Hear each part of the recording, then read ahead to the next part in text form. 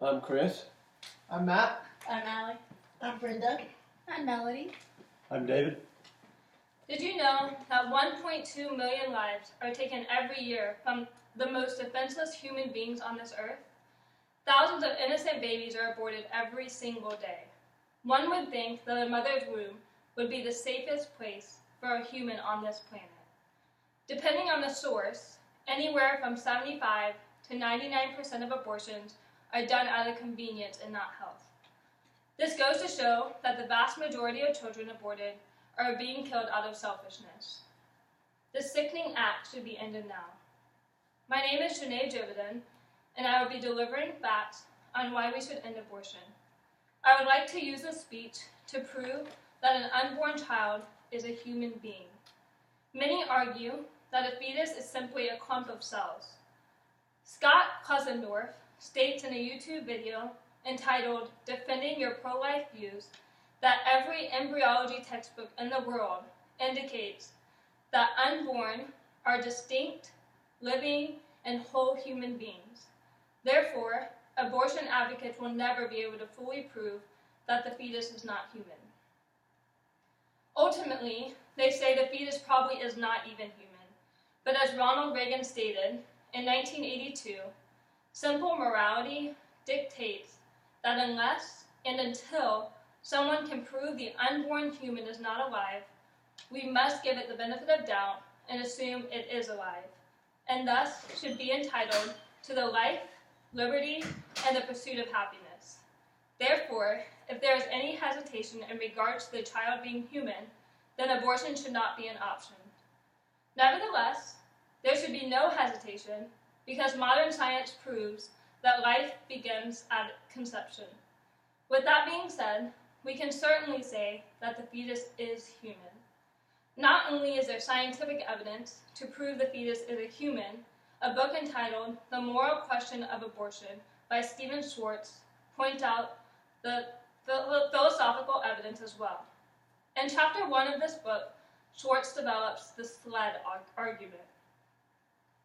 The point of this argument is to apply pro-choice arguments to toddlers to see if this argument allows us to kill a toddler. If not, the fetus should be protected just as a toddler should be.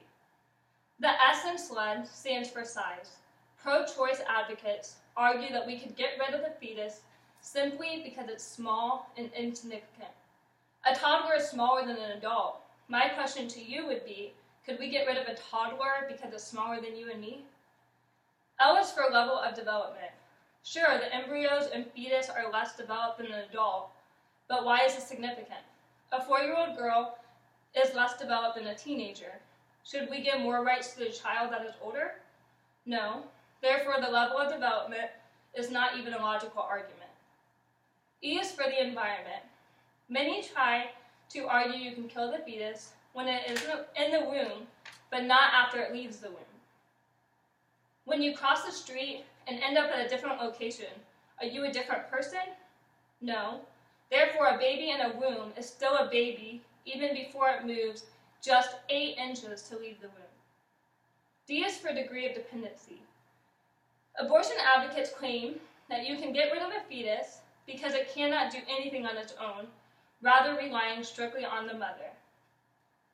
If you have a loved one that relies on a pacemaker and cannot survive without it, should we kill them simply because they cannot support themselves?